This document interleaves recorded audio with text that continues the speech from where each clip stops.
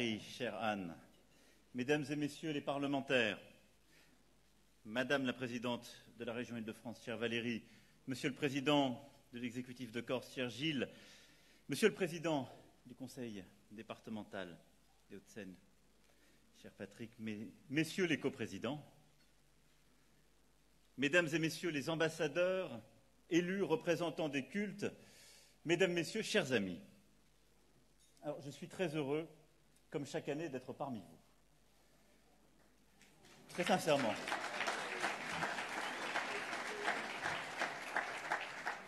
Et au début, je me disais, pourquoi vous infliger un discours, puisque je suis heureux, nous sommes bien. On se retrouve dans une convivialité. Il y a eu les discours de Madame la maire et de la présidente. Tout ça n'a... Pourquoi devrais-je parler ? La paresse aidant, peut-être. Je me disais, tout a été dit déjà plusieurs fois. C'était sans compter, d'abord, sur le magnifique discours que vous avez prononcé, cher Tanner, et j'y reviendrai dans un instant, et qui, je crois, impose quelques réponses, et évidemment, sur l'énergie, l'exigence de nos deux coprésidents, cher Ara, cher Mourad, et les prises à partie, les exigences, au fond, à nouveau, les questionnements que vous venez d'avoir. Donc je vais parler. Cachez votre désespoir, je vais essayer de le faire de manière efficace en répondant point à point. D'abord, pour revenir, et vous l'avez dit évidemment, sur la mémoire, la place du génocide arménien. Vous l'avez dit, et nous avons commencé la soirée avec cela, en hommage au président Chirac. Et je veux saluer ici, à mon tour, la présence de mon amie Lynn Renaud, qui est là par amitié pour vous, et je crois aussi par amitié pour le président Chirac.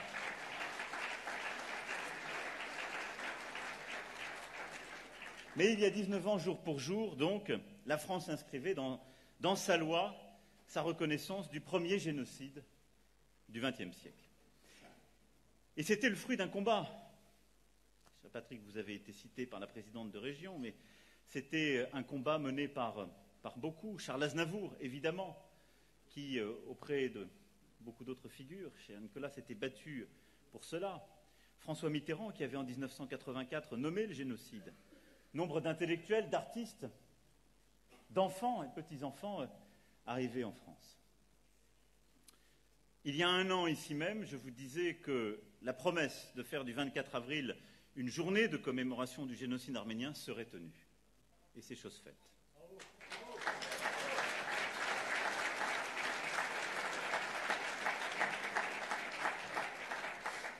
Mais je voulais revenir sur ce point parce que vous avez dit quelque chose de très important et je crois que dans cette filiation entre président de la République française, il y a cela de constant. Cela n'est pas un combat des Arméniens pour eux-mêmes. C'est un combat existentiel au cœur de ce qu'est la République française. Je le dis d'abord parce que nombre d'enfants, de petits-enfants, se sont eux-mêmes battus contre le silence, l'oubli, la négation de nombre de crimes contre l'humanité et de nombre d'injustices. Et il y a en quelque sorte cette fraternité dans la vérité au cœur de la République qui a été constante. C'est un sujet de dignité, c'est un sujet républicain.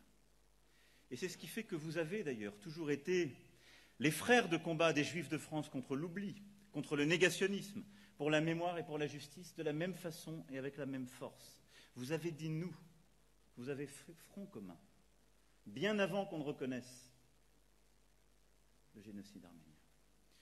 Et vous avez ainsi fait œuvre d'humanité au nom des valeurs de la République, qui n'est jamais aussi grande que lorsqu'elle regarde son histoire en face. Car l'histoire de notre nation, qui peut par moments la déchirer, mais qui tisse très profondément dans le temps long son unité, c'est un certain rapport à la vérité. C'est ce rapport à la vérité. C'est ce que nous entendions tout à l'heure, d'ailleurs, exactement dire le président Chirac au moment de cette reconnaissance. Et c'est celle qui a couvert tous ces combats pour la vérité et contre le négationnisme. Et donc, en rappelant ces engagements, je voulais aussi dire vos combats, qui n'ont jamais été simplement des combats pour les Arméniens ou pour la reconnaissance du génocide, mais toujours des combats contre toute forme de négationnisme, pour la justice et pour toute la dignité au sein de la République. Et le combat pour la reconnaissance du génocide arménien n'est d'ailleurs pas que le combat des Arméniens non plus. Et il a toujours, en quelque sorte, animé, au sens étymologique du terme, la République française. On a eu les annonciateurs déjà du génocide, les témoins directs, et je veux ici saluer l'engagement des Jaurès, des Péguy, des Clémenceau, qui ont eu le courage d'établir même le lien à ce moment-là avec l'affaire Dreyfus pour certains, car le combat pour l'humanité et pour la dignité était, rappelait-il, un seul et même combat. De la même manière, c'est l'honneur de notre marine que d'être allé chercher les 800 familles en septembre 1915, les tyrans des griffes de leurs bourreaux. Et donc ce combat contre l'oppresseur, pour reconnaître, dire, pour essayer de sauver, est un combat de la République dès le début. Je voulais le dire parce que vous avez eu raison tout à l'heure, cher coprésident, de dire qu'il y avait quelque chose qui vous dépasse et qui nous oblige dans la reconnaissance pleine et entière et ce que nous avons décidé. Ensuite, et c'est la deuxième interpellation, mais au fond, ce qui a été au cœur du propos de Taner Akçam tout à l'heure, c'est au fond le rapport à l'histoire.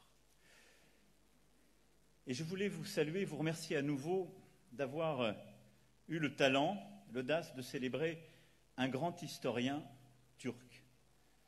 Et vous, monsieur le professeur, d'avoir devant nous ce soir tenu un propos qui, je crois, était au cœur de beaucoup dans cette salle, mais avec une force et un courage inouïs. Mais le combat qui est le vôtre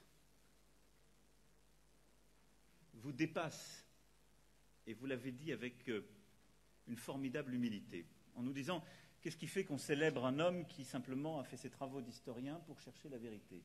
Ce n'est pas un héros, celui-là. C'est un historien qui a essayé d'établir la vérité.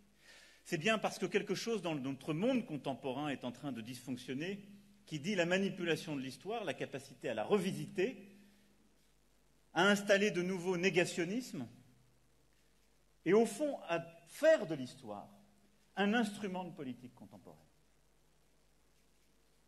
La Turquie a évidemment placé au cœur de sa politique ce révisionnisme, mais elle n'est pas seule.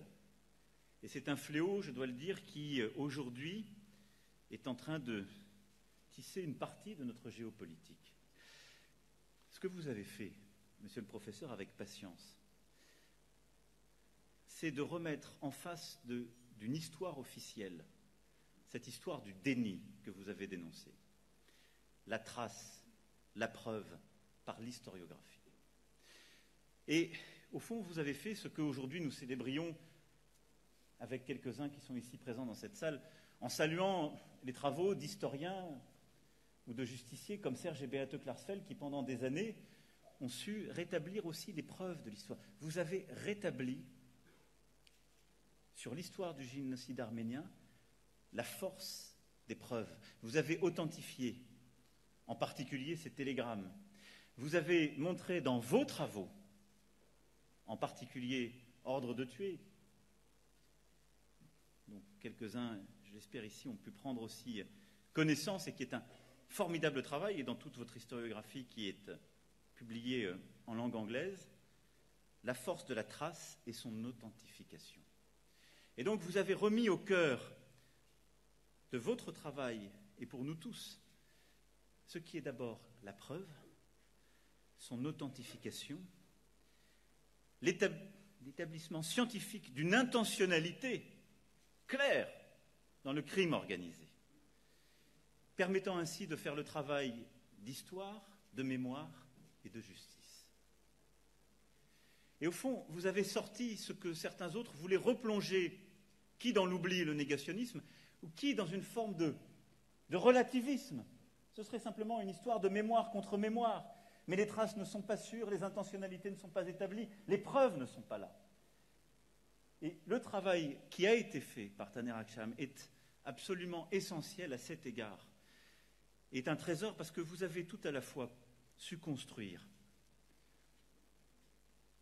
la preuve qui permettra, dans la durée, le travail des historiens et la poursuite de l'historiographie. Le tombeau qui permet la justice, en mémoire pour toutes celles et ceux qui sont tombés. Et une pierre essentielle dans ce débat profondément politique avec les dirigeants turcs et avec leur nation. Alors merci pour cela.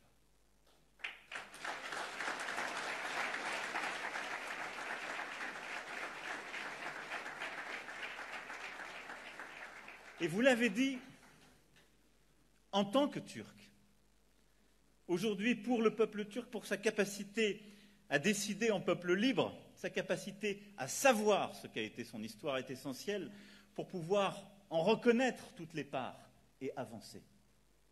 On ne construit aucune grande histoire sur un mensonge. On ne construit aucune grande politique sur un révisionnisme ou un négationnisme.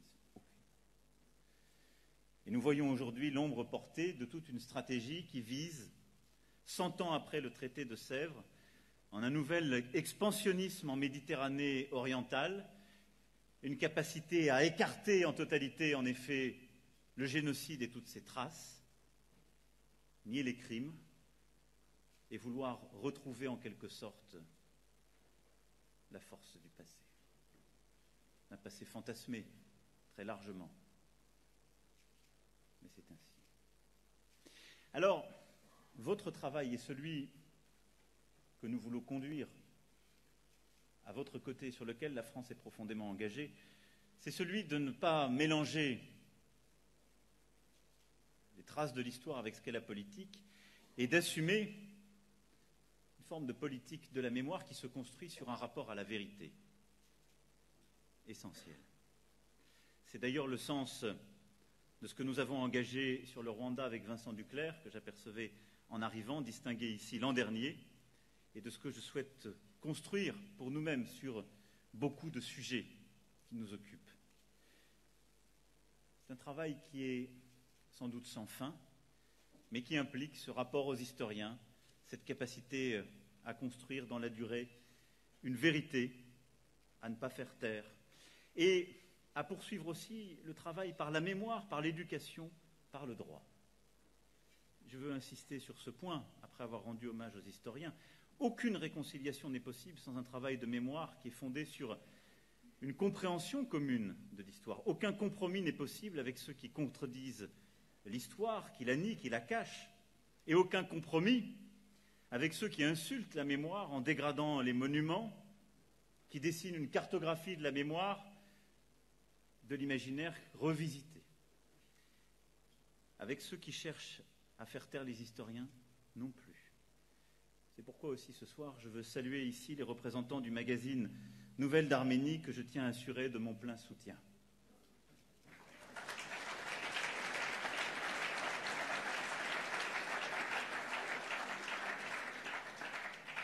Et il y a le travail de l'éducation. Il y a la place dans nos programmes scolaires, dans les enseignements, l'engagement de nos enseignants.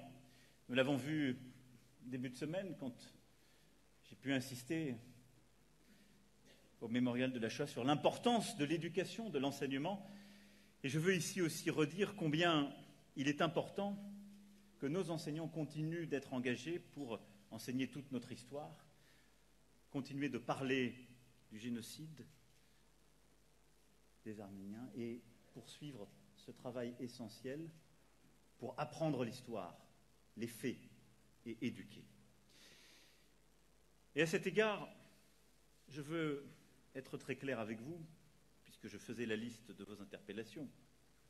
Vous m'avez à juste titre interpellé sur le rôle, à ce titre, que la Turquie pourrait jouer ou cherche à jouer dans notre pays. Je ne choisis pas d'abord les ambassadeurs étrangers en France, messieurs les coprésidents. Je n'interfère pas dans les procédures judiciaires, mais je suis le garant de notre souveraineté et de notre unité. Et je n'ai sur ce point aucune naïveté ni aucune complaisance. J'aurai dans quelques jours à m'exprimer sur la lutte contre le communautarisme, ce que j'ai pu appeler le séparatisme dans l'État, et contre les ingérences étrangères qui le nourrissent. Et je partage vos craintes, plus exactement vos condamnations à ce titre. Je veux être très clair, les Français, quelle que soit leur origine, ne sont pas les ambassadeurs d'autres pays en France. Ils sont tous les enfants et les représentants de la France. Non, l'école de la République ne sera pas le lieu où les identités s'affrontent, mais bien celui où les Françaises et les Français se forment. Je serai sur ce point intraitable. Nous aurons d'ailleurs besoin de vous, du tissu associatif que vous représentez, pour en parler, éduquer, rappeler, mais il sera mis fin à toutes les pratiques éducatives qui ne respectent pas les règles, les lois, les programmes de l'école de la République.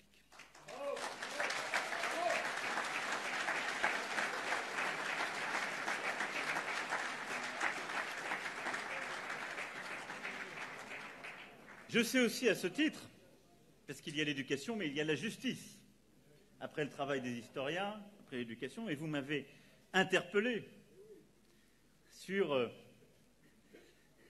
la sanction pénale à l'égard de la négation du génocide arménien. Alors, elle est déjà possible, soyons rigoureux, dès lors que cette négation constitue un appel à la haine. Et je ne voudrais pas ici que s'installe un malentendu, c'est le cas. J'entends, vous le savez, votre souhait d'une sanction plus large et systématique, parce que c'est bien cela ce que vous appelez de vos vœux. Vous connaissez, et nous avons eu le débat, et nous avons mené le travail, la jurisprudence du Conseil constitutionnel plusieurs fois affirmée. Je suis le garant à ce titre de la Constitution dont l'objet n'est pas d'être le véhicule d'une politique pénale. Maintenant, je sais aussi le travail que vous souhaitez conduire, et j'y suis favorable. Je crois savoir que vous travaillez étroitement avec le secrétariat général du gouvernement. C'est une bonne adresse pour avancer sur ces sujets. Et je vais ici être très clair, nous défendons les mêmes causes, les mêmes valeurs, les mêmes finalités. Il faut trouver le chemin juridique. C'est avec bienveillance que je vois ce travail se faire et je souhaite qu'on puisse avancer avec la rigueur juridique qui permettra à la solution de voir le jour. Mais je vous dis les choses telles qu'elles sont, telles que vous les connaissez, et de là où je suis, avec beaucoup de bienveillance pour le travail qui a commencé. Maintenant, je veux vous rassurer sur une chose, messieurs les coprésidents, je ne suis pas du genre à ne pas prendre les décisions difficiles, même à la fin d'un mandat. On n'y est pas encore, mais ça ne saurait être le cas.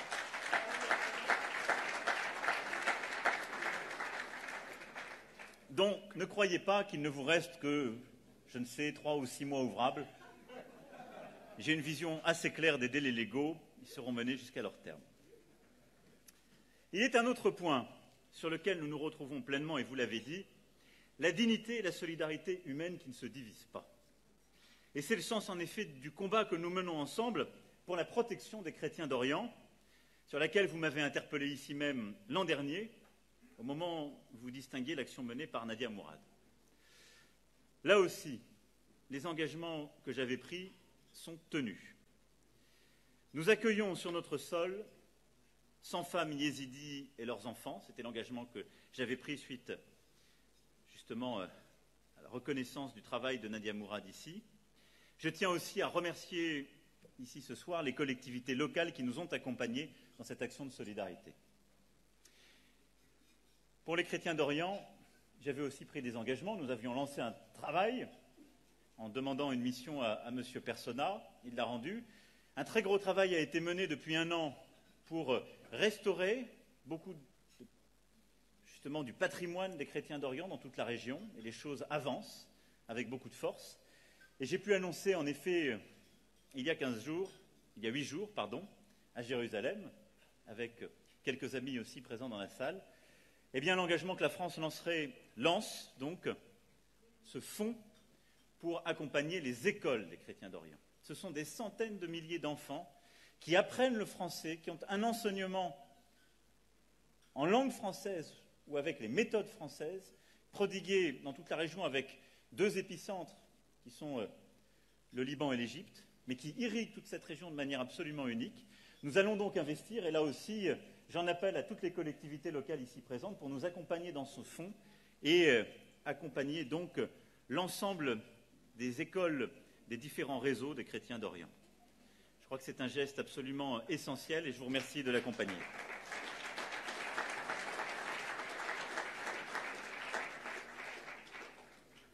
J'en viens enfin à l'Arménie et à votre interpellation ensuite sur la situation des populations du Haut-Karabakh.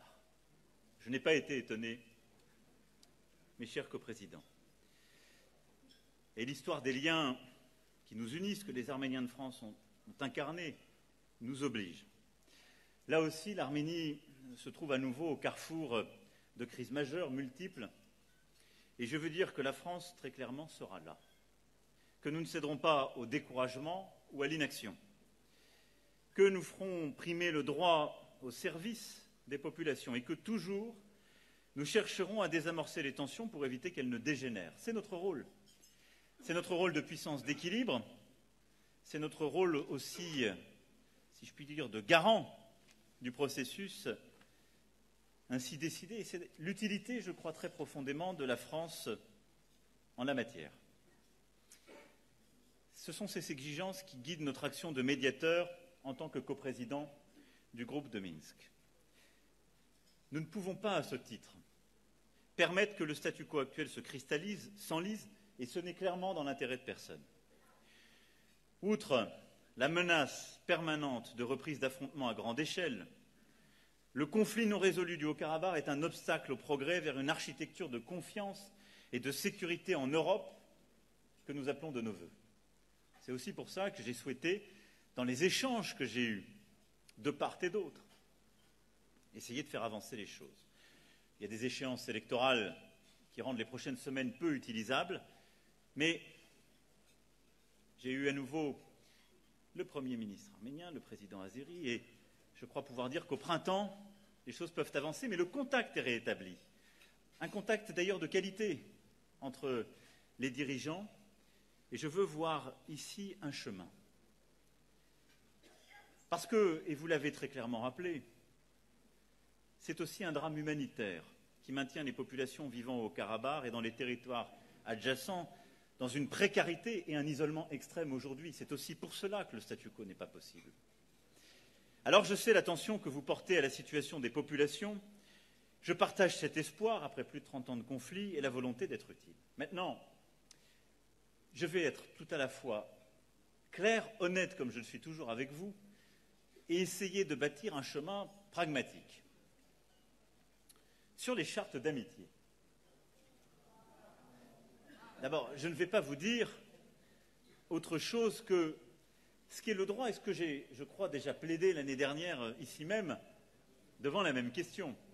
Si je vous disais, il n'y a pas de problème, les chartes d'amitié, n'importe quelle collectivité peut en signer, y compris avec une structure que nous ne reconnaissons pas, ou avec, et dans une dynamique qui n'est pas celle de l'État, je vous mentirais et je serais irresponsable. Parce que, de fait, je permettrais aussi des choses que vous condamneriez totalement. C'est-à-dire, il n'y a pas 36 000 diplomaties en France. Ce n'est pas possible. Donc, il faut être clair en la matière et dire comment la diplomatie se mène et se conduit. Je ne vais pas être hypocrite avec vous. Et donc, en toute transparence, ça n'est pas possible juridiquement. Ça n'est pas non plus, face à ces chartes d'amitié, des décisions discrétionnaires administratives ou politiques qui sont prises. De quoi parle-t-on? On parle de décisions prises par les tribunaux administratifs, les cours administratives d'appel, donc des décisions de justice. Ce ne sont pas des décisions de gouvernement, mais prises par des juges indépendants à la demande des préfets. C'est les préfets qui saisissent, mais c'est un juge qui juge. Alors, je vais aller au bout de ma plaidoirie, si vous m'y autorisez. mon explication. Pourquoi ces chartes se retrouvent devant les tribunaux? En raison de cette constante qu'il y a une diplomatie et pas plusieurs diplomaties en France. Et le problème posé par ces chartes est qu'elles mettent sur un même niveau des collectivités territoriales françaises et des autorités locales d'une entité qui ne bénéficie pas de la reconnaissance internationale. Et je me permets, messieurs les coprésidents, au demeurant, de vous rappeler que l'Arménie elle-même ne reconnaît pas le Haut-Karabakh. Donc, c'est un principe qui dépasse le seul Haut-Karabakh et qui concerne l'ensemble des entités non reconnues qui peuvent exister aujourd'hui à travers le monde, et vous comprendrez que la République française ne peut avoir qu'une position constante en la matière, et je serais totalement irresponsable à vous dire le contraire, même si ça devait vous plaire ce soir.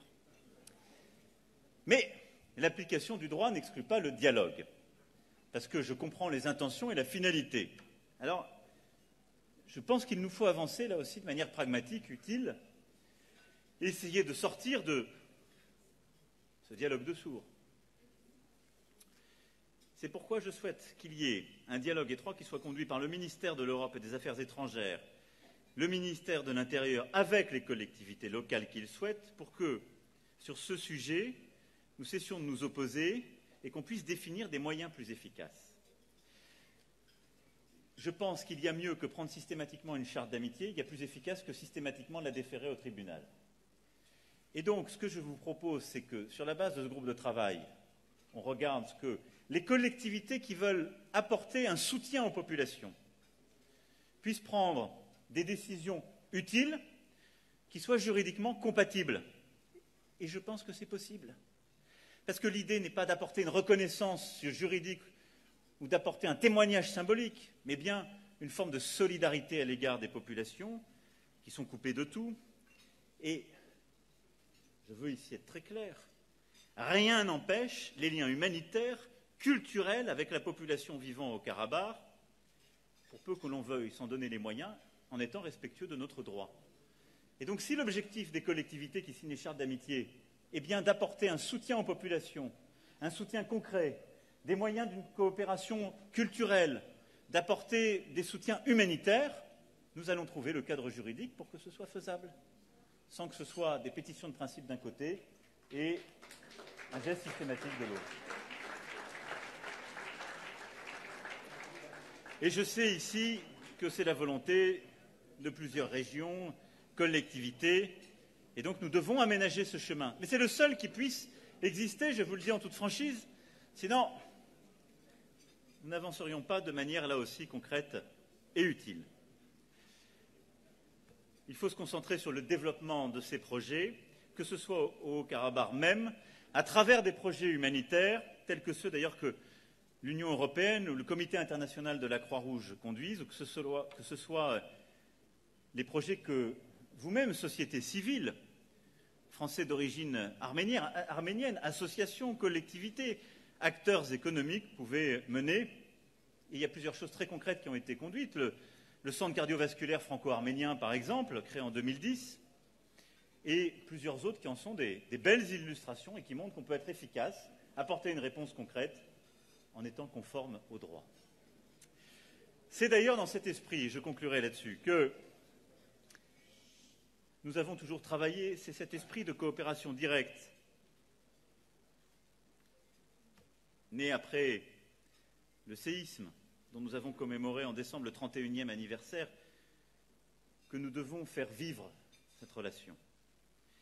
États, citoyens, associations, collectivités territoriales, entreprises, c'est cette responsabilité commune qui doit nous permettre d'avancer avec la nouvelle Arménie, qui relève avec tant de brio ce difficile exercice d'une relance démocratique et économique. Et je veux ici lui rendre hommage. Jeune État, vous pouvez applaudir ces dirigeants. Jeune État d'une vieille nation endurcie par l'histoire et que les tragédies qu'elle a connues rendent plus consciente encore de l'importance de vivre le temps présent, d'en saisir les opportunités, d'en cueillir la modernité. Je veux ici dire toute l'estime que je porte à l'Arménie, qui a d'ailleurs formidablement démontré au monde par la révolution de velours la capacité à conduire une révolution pacifique sans influence extérieure, dans le respect du droit et des institutions. C'est un exemple quasi inédit de notre histoire contemporaine.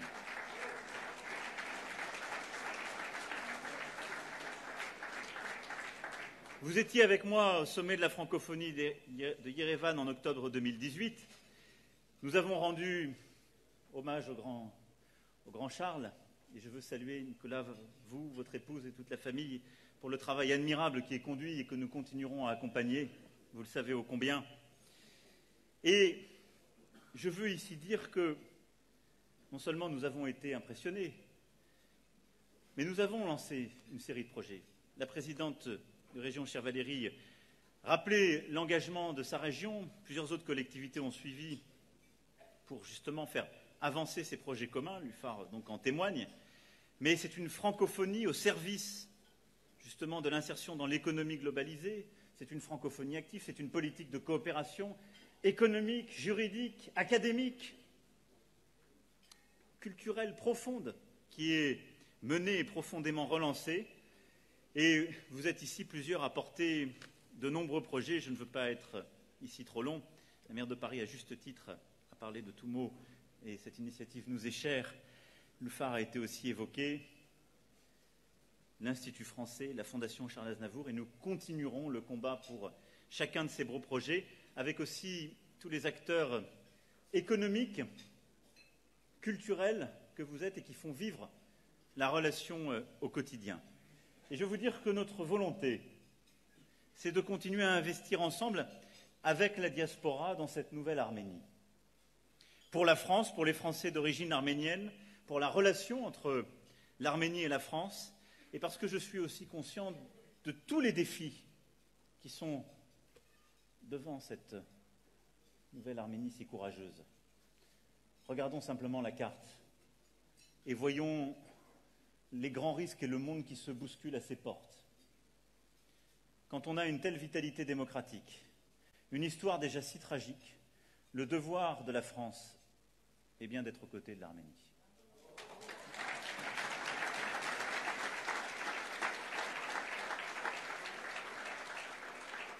Voilà, mes chers amis, quelques mots que je voulais apporter donc en réponse à nos deux coprésidents et à votre formidable discours, cher Tanner, à l'instant, mais en vous disant aussi combien, à chaque fois que je suis parmi vous, j'ai cette affection particulière pour cette histoire tressée qui est faite constamment de blessures et de fidélité. De blessures parce que, alors même qu'on se croyait dans un dîner de famille, tel est bien, on a toujours la corne du risque de l'histoire qui revient. Le discours que nous a fait le professeur Akam tout à l'heure en était la preuve. La blessure est toujours là. Qui dit la trace de l'histoire et ce destin tragique. Et la blessure fait partie de cette identité profonde et aussi de cette force.